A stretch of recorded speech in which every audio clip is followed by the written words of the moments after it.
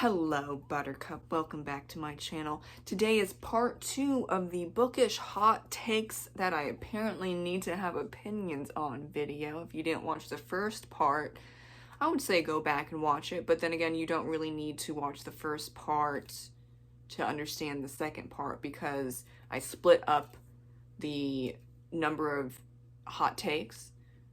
So we're starting at number 6. If you want to see 1 through 5, I'll link the video to part 1. But jumping right into number 6, info dumps explaining the last book in this ongoing book series to catch readers up in the story sucks, and I would say yes. I prefer when writers have just like 1 or 2, maybe 3 pages before the first chapter explaining, if they need to, what happened. And I usually see that in middle grade. That's acceptable. We're still learning. We're still gathering that information on how to comprehend and maintain that comprehension when you're reading as a middle schooler. I totally get that. If it's been a really, really long time since you published the last book and your books run really long, or like epic fantasy, then I can understand that type of, info, what happened in the last book few pages before the chapter. But when you're doing that in the first, second, or even third chapter within the story itself, and either the narrator or the main character is telling me what happened, no, I'm not into it. Number 7, characters very rarely have brown hair, black hair, and brown eyes. And I have seen that trend, though I think for writers, a lot of them either have that look, like green eyes or blue eyes. Like I have green eyes, and all my main characters, for the most part, have green eyes or blue eyes or hazel eyes, because that's what's in my family, and that's just kind of what pops up. But I do have characters that have brown or black hair and brown eyes. Like my husband has brown hair and brown eyes, and he's a cutesy wootsy guy. Love him. I would hope so, because he's my husband. But but I'm not picky, and I have to have this look, or else I'm not going to write this character or date this guy, whatever. There are people that have that. That is a choice. But let's see, I actually have more redheads than blondes. I have redheads mainly, and then brown haired, and then I have mainly green eyes.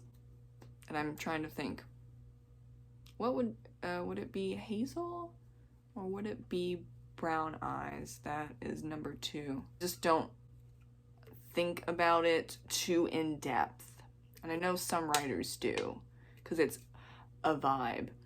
Yeah, I don't know. I do the red hair and the green eyes because a lot of my characters are Irish or Celtic, so I have reasons for my choices. I can't say about other people. I'm gonna have to ask them as to why they do that. Number 8, tropes are cliches, and that's wrong. That's not accurate.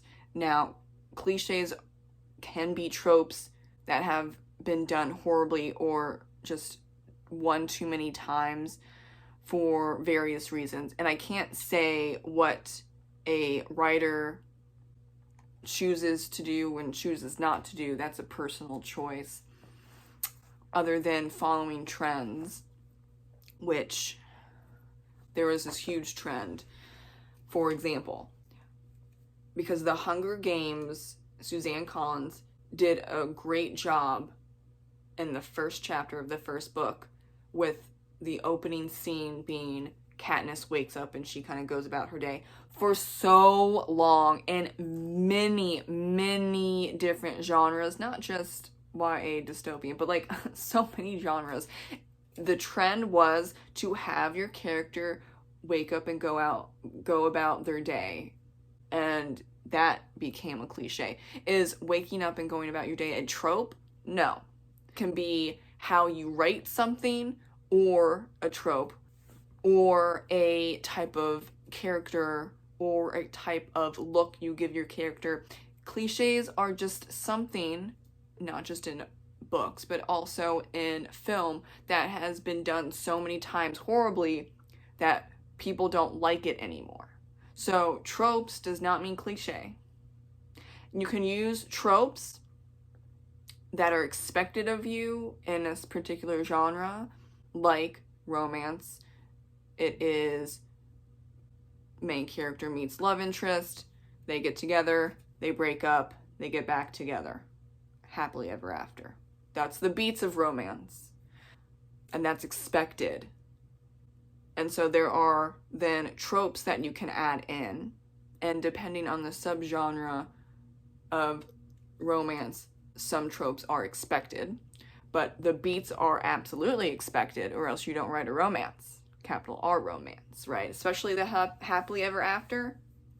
You didn't write a romance novel if you don't have a happily ever after, or if it's a series, a happily ever after for now. But you can have the meet cute, which is expected, and then there are tropes that you can come up with, you know, with the meet cute, like maybe they're enemies to lovers and they're going in a conference, and then there's only one hotel room. Uh-oh. You know, like that's a trope. And then also there's only one bed is a trope as well. So you can kind of mush those, like one hotel room in this conference because such and such happened. And oh wait, there's also just one bed. It's a king size bed, but there's just one bed. How are we gonna figure this out? So you can be original and use tropes and hit those beats in the genre you're writing in, and it's not cliche. And you can bring back a idea, character, trope, whatever, from a cliche back into originality, like the white, rich, privileged girl. Cliche. Until you get to Legally Blonde. Amazing. Original. It's a classic.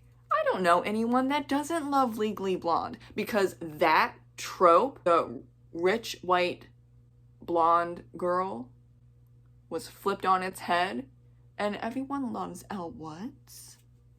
She's not mean, she's not nasty, she is kind, and though she is a bit materialistic, she's not particularly doing it for social climbing. She just enjoys pink and she just enjoys heels. You expect certain things with that trope because that's what you've been given for so long, but then Legally Blonde comes in and flips your expectations, and now it's not a cliche anymore. That was one of the best examples of turning a cliche back into a trope when it was originally a trope, but people just ruined it.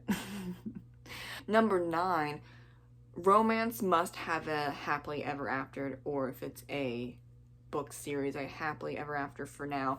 Yes, I don't know, this is a hot take, because that's the expectation for romance with a capital R. If you don't like that there is required, it's required, happily ever after, then don't read romance and definitely don't write romance.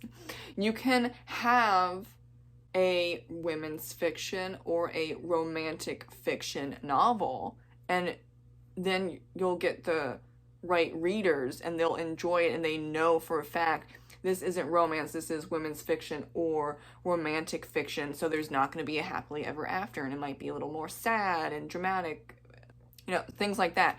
Nicholas Sparks is not a romance writer. He's a romantic fiction writer for the most part. I haven't read all of his books, so there might be a technically romance book of his that has that happily ever after, but the majority of his books are freaking sad. Like, the ending, there is no happily ever after. The main character does not get together with the love interest.